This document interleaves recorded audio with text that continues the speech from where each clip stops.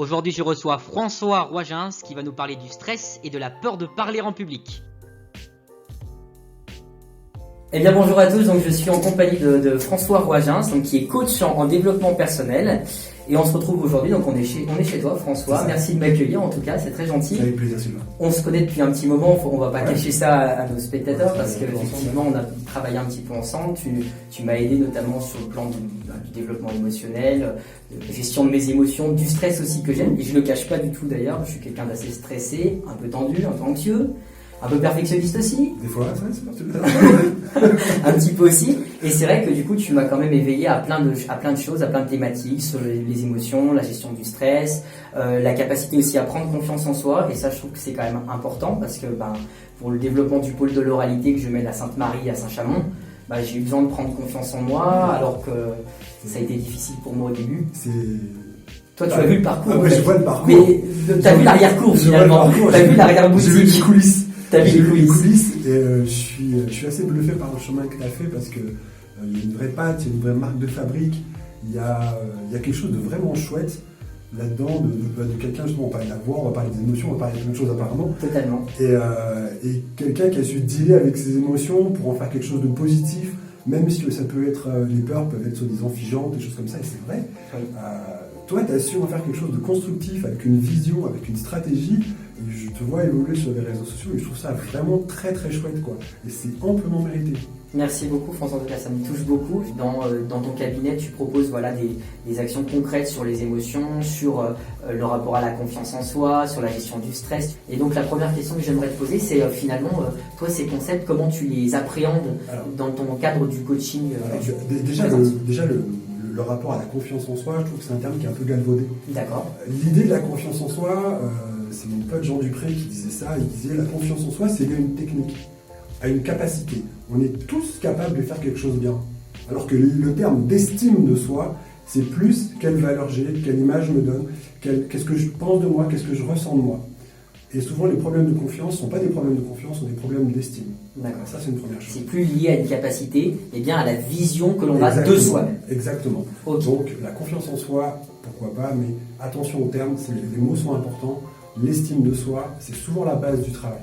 Okay. Voilà. Cultiver des choses où tous les jours, je me dis, c'est vachement bien. Parce qu'on trouve toujours quelque chose dans une journée qu'on a bien fait. Le deuxième truc qui me semble important, c'est le bouquin que je t'ai fait voir tout à l'heure. Qui s'appelle Oser réussir. Dans ce bouquin-là, il y a Carol Dweck parle de l'esprit fixe et de l'esprit de développement. C'est-à-dire que, soi-disant, si on a du talent, on doit réussir facilement, on ne doit pas avoir de difficultés, et ainsi de suite.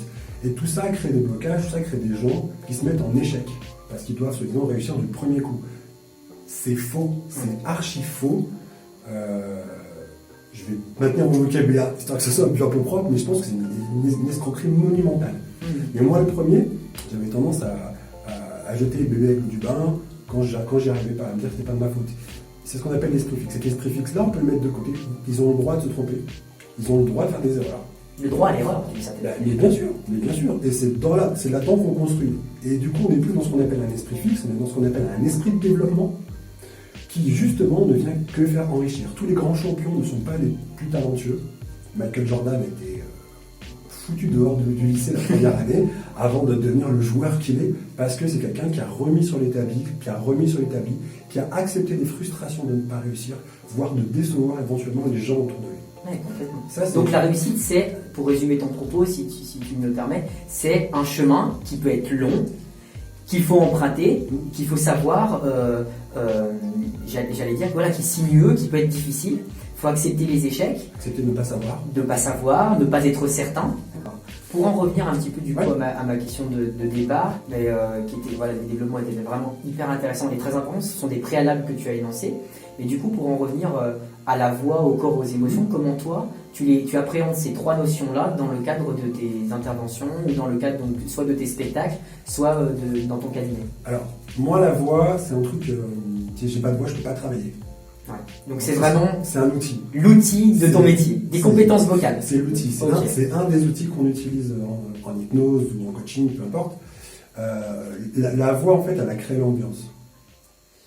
C'est-à-dire que si je veux être dans quelque chose d'assez provoquant, je vais lever ma voix Si je veux positionner quelque chose, je vais avoir un ton un peu plus agressif, un peu plus, voilà, qui va aller avec un comportement Ouais, physique. ou un peu de peur. Voilà. Et si je veux créer quelque chose de plus cocon, je vais avoir une voix beaucoup plus posée. Quelque chose qui va ramener une ambiance et qui va pouvoir permettre de créer une atmosphère beaucoup plus sécurisée. Là, je reconnais cette voix déjà. Et en même temps, avec ma personnalité, avec ce que j'ai envie de créer, quand les gens viennent dire que la voix crée l'atmosphère. En tout cas, chez moi, la voix crée l'atmosphère. Comme je te disais tout à l'heure, je pense qu'on peut tout dire quand on y met l'intention et qu'il y a quelque chose qui dit je t'aime dans les mots. Là, C'est-à-dire je vais prendre l'exemple de cette chanteuse que j'ai suivie pendant quelques temps. Elle avait une vieille croyance qu'il fallait coucher pour réussir. Je ne sais pas si ça passe pour tes élèves. Oui, ça va passer. Et elle avait tendance à fréquenter que des gens du spectacle, et ça n'allait pas, quoi. Jusqu'au moment où, pendant une séance, je me posais la question, mais avec un grand je t'aime derrière, hein, vraiment, pas du tout de mépris, vraiment. Pour la faire réagir aussi Voilà. un peu. Pour la bousculer un petit peu. En provoquant, je me dis, mais ça vous dérange pas de vous prostituer pour travailler? Ah ouais, donc là, elle a dû... Elle a un peu réagi, et avec la prise de recul, il y avait tellement de je t'aime dans la dent. C'est que tu la voyais faire mieux que ça, en fait, derrière. Derrière cette critique, tu disais... C'est pas vraiment une critique, c'était un constat. Oui. C'était un constat. Ouais, t'as raison. Derrière ce constat, en fait, il y avait l'idée de... tu vaux mieux que ça, non? Exactement. Bouge-toi. Tu vaux mieux que ça et tu es capable de faire mieux. Exactement. Et ça, c'était vraiment... Ça a basculé le travail avec elle parce que elle a, du coup, constaté que ça faisait 20 ans qu'elle chantait à très haut niveau. C'est-à-dire qu'elle chantait pas dans les karaokés, quoi. Elle chante à très haut niveau. Elle a eu des rôles très importants. C'est une vraie chanteuse d'opéra, quoi. Et elle m'a beaucoup touché, cette dame, parce que depuis on est en contact, on travaille plus ensemble, mais on est encore en contact, et elle a un barreau de malade, quoi.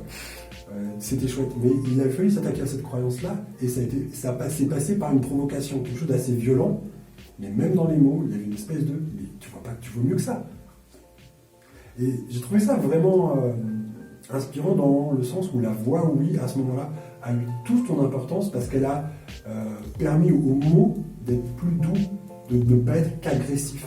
Ouais, d'avoir aussi cette forme d'intention dont tu parlais. Exactement. Alors tu peux nous en parler un petit peu de cette intention que tu peux émettre, parce que les disciplines que tu pratiques, que ce soit l'hypnose ou un peu plus de coaching, c'est aussi beaucoup de suggestion. On parle souvent de ce mot.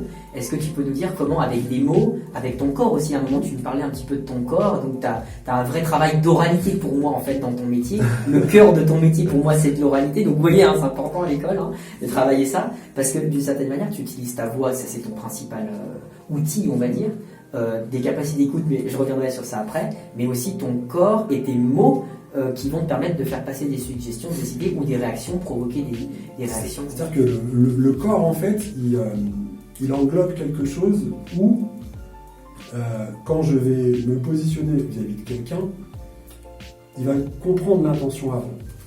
D'accord. Ça, c'est extrêmement important. On va anticiper ton comportement. Exactement. Ah, par exemple, je peux me mettre en mode provoquant, parce que j'aime bien être très provoquant dans mon approche.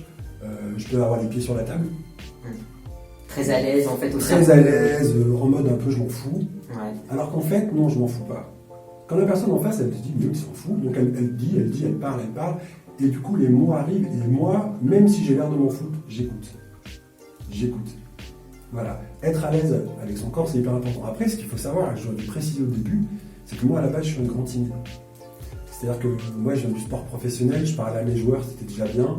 Et quand il fallait parler aux partenaires, il me filer le micro, c'était une torture pour moi. L'oralité, le travail sur le fait de s'exprimer, moi, ça m'a permis maintenant de faire des scènes devant 800, 1000 personnes. Et je suis très à l'aise, c'est cool, quoi. Tu prends du plaisir, c'est un plaisir. Ça devient du plaisir. C'est un jeu. C'est un jeu. Parce que donc t'en joues, tu l'utilises finalement. Bien sûr. En fait, je ne me dis pas que je parle à des personnes. Je me dis que je parle à un groupe. Je parle à une identité. Et du coup... Qu'elle soit 800, cette identité ou c'est une identité. C'est une identité. Ce qui est intéressant, c'est de se dire qu'en changeant d'angle de vue, et c'est tout le travail qu'on a en hypnose, qu'on change d'angle de vue, ou en coaching, on change d'angle de vue, et à ce moment-là, ça devient plus facile. Tout à l'heure, tu parlais des peurs qui sont liées à ça. Ouais. À mon sens, il y a deux grandes peurs qui sont problématiques quand on parle d'expression orale. Oui. C'est la peur du rejet.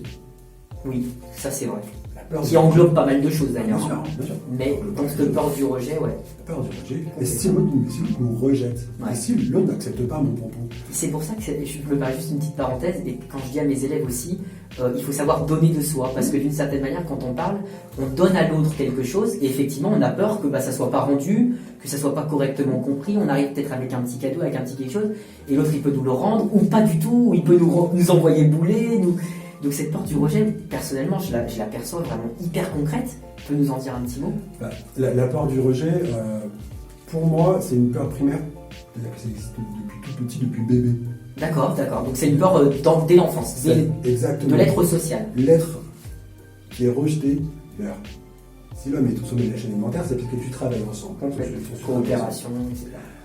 La peur du rejet, elle est juste de base. Sauf que quand on parle d'oralité et de transmettre des messages, on doit accepter que l'autre ne soit pas d'accord avec ce message, que l'autre puisse refuser ce message, et que ça peut être une source d'enrichissement. Ouais. Et que ça peut être complètement intéressant que l'autre nous dise c'est pas bon. Et là on rentre dans ce qu'on disait tout à l'heure, c'est l'esprit fixe, l'esprit de développement. Quand l'autre me rejette, il me donne une occasion de me développer. Comment je peux ouvrir mon message pour qu'il soit mieux perçu?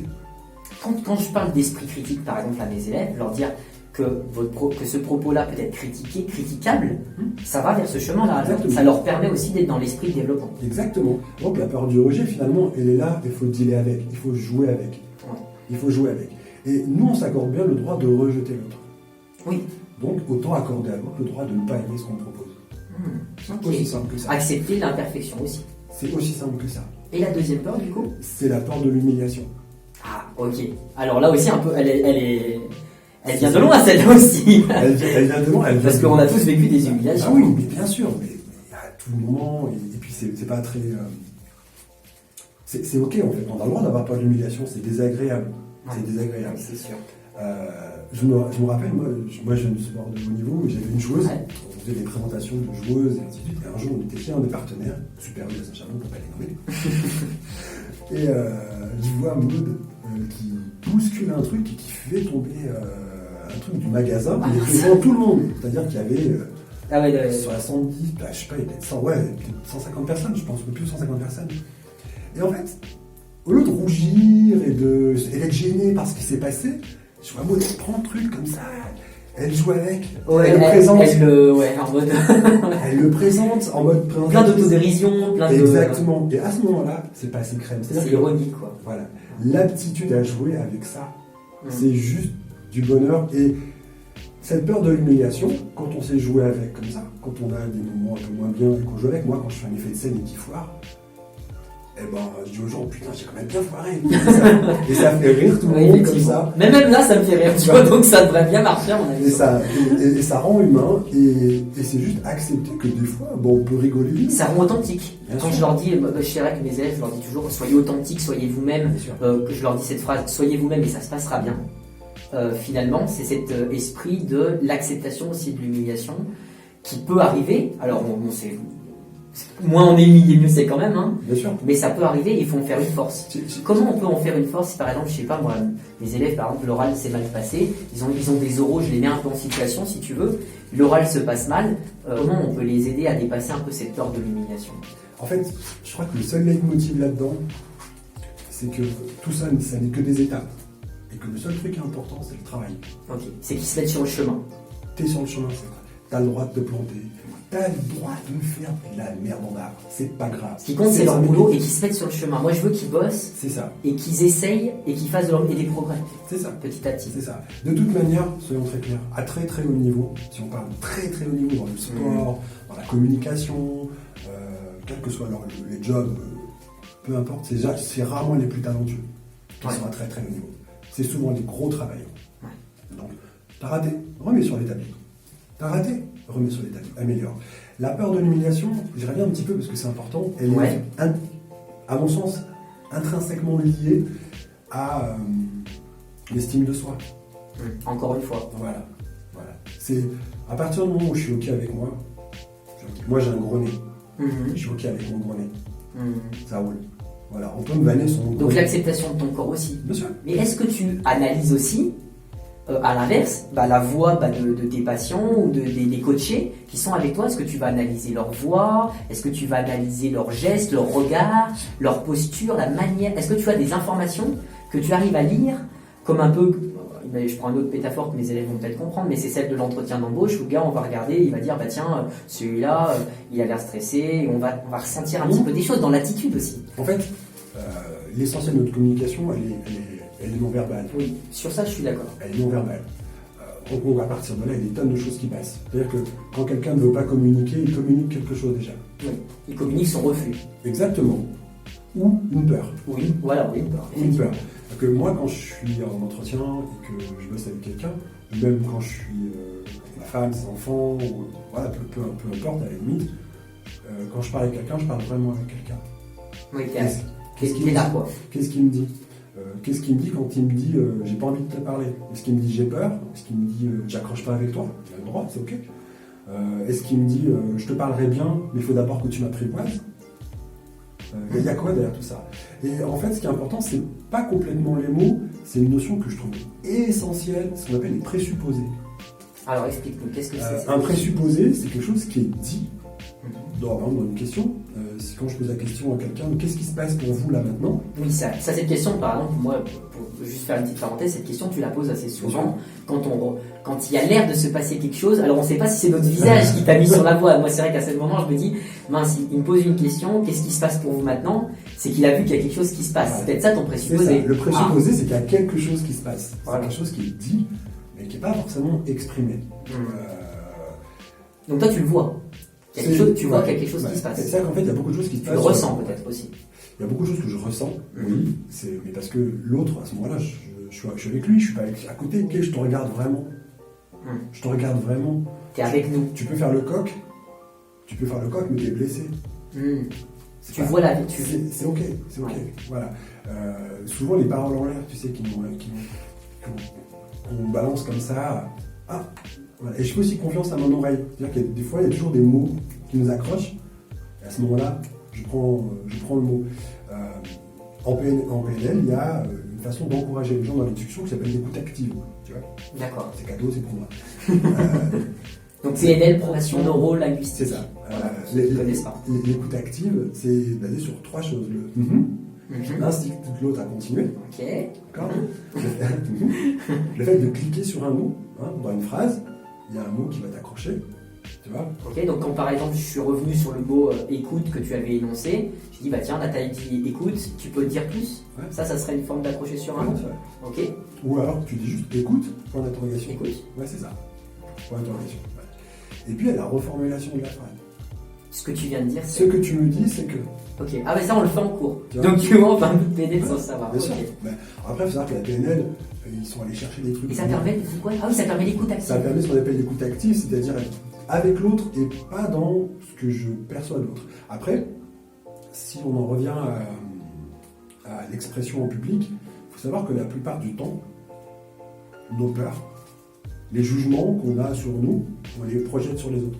Il faut savoir que la plupart des temps, les gens s'en foutent en fait. Et c'est souvent ce qu'on appelle des mécanismes de projection, c'est-à-dire que je projette sur l'autre ce que je pense de moi-même. Alors ça veut dire quoi par exemple? Ça veut dire que par exemple, si je pense que je suis mauvais à l'oral, que je suis inintéressant, que j'ai une sale gueule et ainsi de suite, il faut voir ce que c'est qu'avoir une bonne gueule déjà. Oui, ça c'est vrai. Moi j'en sais rien, j'ai pas de critères là-dessus. Moi non plus. Les gens, en fait, quand je vais les voir, même si ils s'en foutent, même s'ils peuvent me trouver plutôt sympa et agréable et tout, je vais leur donner mes pensées. D'accord? En fait, c'est quand tu as tellement peur d'être un peu comme ça que tu l'es finalement. Bien sûr, ce qu'on appelle une projection. Je projette sur l'autre ce que je pense de moi-même. Et je dis, c'est lui qui le pense. Mais en fait, j'en sais rien. Dans le fond, j'en sais rien. C'est comme quand les gens me disent, ouais, tout le monde pense que je suis nul. C'est qui tout le monde? Oui, c'est nous qui pensons que l'on est nul. Voilà. Et on pense que tout le monde le pense. Donc après, c'est un stade qu'on appelle les biais cognitifs. Les cognitifs, c'est quelque chose qui t'empêche de penser. Voilà, un truc qui confirme. Un biais cognitif de confirmation. Le cerveau cherche à valider nos croyances. Et donc, du coup, c'est une façon de percevoir le monde. C'est-à-dire que je vais que valider mes croyances. Si je crois que je suis vraiment nul à l'oral, je Je vais squeezer toutes les fois où j'étais très bon. Toutes les fois où j'étais entraînant, toutes les fois où j'étais dynamique, toutes les fois où j'ai amené les gens avec moi pour me valider que ma croyance que je suis nul à l'oral. Donc en fait, tout ça n'est pas la réalité. En fait. Est-ce que toi, tu pourrais nous donner des petits conseils pour travailler? Alors, tu en as déjà donné un peu en filigrane, d'une certaine manière. Plutôt encourager ses pensées positives plutôt que ses pensées négatives, travailler sur l'estime de toi, éviter les biais cognitifs quand on les perçoit et quand on a le recul aussi. Bien sûr. Est-ce que tu as d'autres conseils pour essayer de gagner un peu en estime de soi? Après, sur les trucs pour travailler sur l'estime de soi, il y a valider des choses tous les jours qu'on a fait de bien. Ouais. Mais des petites choses. Donc s'auto-féliciter d'une certaine manière, regarder en face quelque chose de positif aussi sur nous-mêmes. Ouais. Ça, c'est le premier truc. Le deuxième truc, c'est que chaque fois qu'on rate quelque chose, c'est une occasion d'apprendre. Ok. Jamais se mettre dans la perspective. C'est un échec, je suis un nul, je vais pas y C'est un arriver. échec, t'es pas bon, t'es nul. Ok. Ok, J'accepte. Je suis nul. Mais. Je remets sur l'établi. Ok, je recommence. Je remets sur l'établi, c'est pas une raison pour me dénaturer, c'est pas une raison pour me dire que ça va être comme ça toute ma vie. Au contraire, c'est des sources d'apprentissage et ça c'est cool. Ok. Ça c'est cool. On peut être déçu. Oui. Ok. Et il y a quelque chose qui est très important aussi, c'est de ne pas faire semblant avec ses émotions. Parce que stocker une émotion, la mettre de côté. Ne pas la traiter, ne pas la laisser un peu à l'intérieur de soi, disant oh, j'ai cette émotion qui m'est arrivée là, j'étais très déçu, mais je veux pas vraiment parler, ça me fait du mal, je veux pas. Ouais. T'es déçu? T'as le droit d'être déçu, mec. On fait quoi avec ça? T'es déçu? Ok, ça marche. T'es triste? Ok, ça marche. T'es en colère? Ça marche. D'accord. T'as peur? C'est normal. Moi, je fais des confs, je fais des spectacles. Chaque fois que je monte sur scène, mais j'ai peur.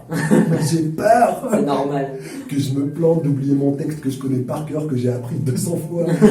Enfin, de rater un effet, Une blague prenne pas, qu'une vanne soit pourrie. Mais tu vois, quand une vanne est pourrie, je dis bon, bah, ça, je dis au public, hein, je leur dis, bah, celle-là, elle est pourrie, je la sors. Je le dis au public. Ouais. Et c'est ok, ça passe. Vraiment, quand il y a une émotion qui est là, en fait, moi, je suis contre le terme d'émotion négative et d'émotion positive. Ok, toutes les émotions. Toutes les émotions sont des signaux. Qui disent quelque chose. Qui disent quelque chose. Peut-être que parfois, bah, on est triste d'avoir échoué. C'est ok. Observer, ressentir, considérer les émotions comme étant des signaux qui nous informent sur quelque chose. Beaucoup de gens, quand ils viennent me voir, ils ont des crises d'angoisse. Et les crises d'angoisse, souvent, les gens, ils luttent avec, tu sais. Ouais. Ils se bagarrent et tout. On n'aime pas quand ça nous arrive. Putain, mais ça... Oh, et puis on s'énerve, ça m'énerve. Or, on se rend compte que les crises d'angoisse, souvent, elles se sont structurées dans le temps. Ouais. Et qu'avant d'être des crises d'angoisse, c'était juste des peurs. Qu'on n'a pas regardé, qu'on n'a pas observé. Hein. La peur, par exemple, on a trois émotions, trois façons de réagir face à la peur. La fuite. Ok, donc je regarde pas. Je m'enfuis, je pars. Je m'enfuis. Le combat, l'agressivité. Ok, je vais être plus fort que ma peur. Je vais essayer de me battre contre ma ma peur. Tu vas pas te battre avec ta peur, mais pas. Je vais te donner un exemple. Quand j'étais petit, j'avais 13-14 ans, ma mère était penchée sur la machine à laver, je passe derrière elle et je lui fais peur comme ça. Elle se retrouve à une grande tarte. Donc là, ok, je vois l'agressivité. Tu vois l'agressivité, c'est ça. Okay. C'est ça l'agressivité. Ok, donc c'est face à une peur, je réagis je suis prêt au combat. Ok. Je suis prêt au combat. Et puis il y a cette notion de se figer. Donc là, je la connais bien. C'est le lapin pris la paralysie presque. Le lapin pris dans les phares d'une voiture. Et tu peux éduquer ton cerveau à le combat. Moi, quand j'ai peur avant d'aller sur scène, bah déjà je peux pas fuir. Oui, c'est vrai. Déjà. C'est pas mal ça. Tu peux plus. Là, tu peux être obligé d'aller parce que c'est attendu quoi. Et puis surtout, bah, j'ai envie d'en découdre. J'ai envie d'aller et de jouer avec ça et de dépasser ça parce que une peur c'est qu'un signal. C'est qu'un signal qu'on est dans une zone d'inconfort. Mais que quand on a dépassé ça, qu'on a traversé ça, on devient une zone de confort. Voilà, et c'est gratifiant. C'est ça qui est gratifiant. Les gens voudraient ne jamais avoir peur. Ça, c'est pas possible, ça déjà. C'est impossible. C'est une émotion naturelle. C'est une émotion naturelle. Mais que ce soit la peur, que ce soit la tristesse, que ce soit la joie, le mépris, que ce soit toutes ces émotions-là, ont du sens et nous donnent des informations. Pourquoi ne pas les écouter? En même temps, quand on a peur, c'est que ça compte pour nous. Donc qu'est-ce qui compte pour nous? C'est important de comprendre qu'est-ce qui compte pour soi à ce moment-là. être reconnu dans son travail, de rentrer chez soi et de dire que les parents c'est bien ce que tu as fait, t'as une bonne note. Qu'ils acceptent cette peur parce qu'elle est naturelle. C'est naturel. Et c'est sain. Et qu'elle la transforme si possible en combativité, en pugnacité pour réussir et montrer que cette peur-là, voilà, on n'est plus dans une peur qui paralyse ou dans une peur qui fait que on vient pas. Donc en fait, si je reprends, j'aime bien ton triptyque là, tes 3 idées là, parce qu'effectivement, donc la peur qui est fuite, par exemple quand j'organise des oraux, c'est l'élève qui fait un billet d'absence et qui dit je viens pas. Alors il peut inventer une maladie imaginaire, hein. Bon, on a tous aussi. Il peut avoir de vrais symptômes. Il peut avoir des vrais symptômes parce qu'il a tellement peur qu'il a mal au ventre, qu'il a des vertiges ou je ne sais pas, donc il vient pas, fuite un peu, il est dans la fuite. Il y a celui qui vient avec, effectivement, il a un peu la peur au ventre aussi, mais sur le moment il a un surplus de mobilisation et on se dit tiens, on sent qu'il a peur, mais il reprend le dessus quand il rentre dans son oral. Alors au départ il est un peu paralysé, il est un petit peu dans cette 3e peur. Après c'est parti. Et après il part, et effectivement il est dans le truc. Et puis il y a celui qui reste paralysé ou qui se paralyse au milieu. Ça peut être une crise de larmes, il sait plus comment réenchaîner, il devient une sorte de petite peur panique là. Donc lui il est dans la paralysie, donc c'est le 3e type de peur. Aujourd'hui je fais partie des 15% des gens qui vivent de leur activité d'hypnose ou de coaching. Pourquoi ? Parce que j'ai travaillé. Voilà, ça s'arrête là. Ça s'arrête là. Il ne faut pas chercher à comprendre. Vous êtes pas talentueux ? C'est pas grave. Vous n'avez pas faire ? C'est pas grave. Vous allez apprendre. Travailler, c'est ok. Et ça, à partir du moment où ils ont compris ça, ils peuvent tout faire. Super, je crois que c'est un magnifique message. Merci bien de m'avoir invité et je suis vraiment content d'avoir fait un petit peu ce petit échange avec toi. J'apprécie de nouveau cette discussion parce que on apprend des choses et en même temps ça nous sert concrètement dans notre vie de tous les jours. Je pense que l'oralité en cela est centrale parce qu'elle permet vraiment aussi d'être un chemin de la réussite de sa vie parce que on parle tous les jours, on doit parler, on a des épreuves orales entre guillemets assez régulièrement dans nos vies et puis parfois un bon mot ça change la vie. Des bonnes émotions qui peuvent être maîtrisées aussi, pas contrôlées mais qui peuvent être pleinement vécues, ça c'est aussi quand même une chance. Moi je sais mon parcours aussi, je sais d'où je viens, je sais les difficultés que j'ai eues et tu as raison, je pense que c'est par le travail et la conscience aussi, avoir conscience de ces choses-là. Parfois on ne sait pas trop pourquoi on les fait, on ne sait pas comment non plus les faire, mais en avoir conscience, je pense que c'est une des clés que tu nous as données aujourd'hui et je voulais vraiment te remercier pour ça. Merci en tout cas François. Ça marche, à bientôt. À bientôt.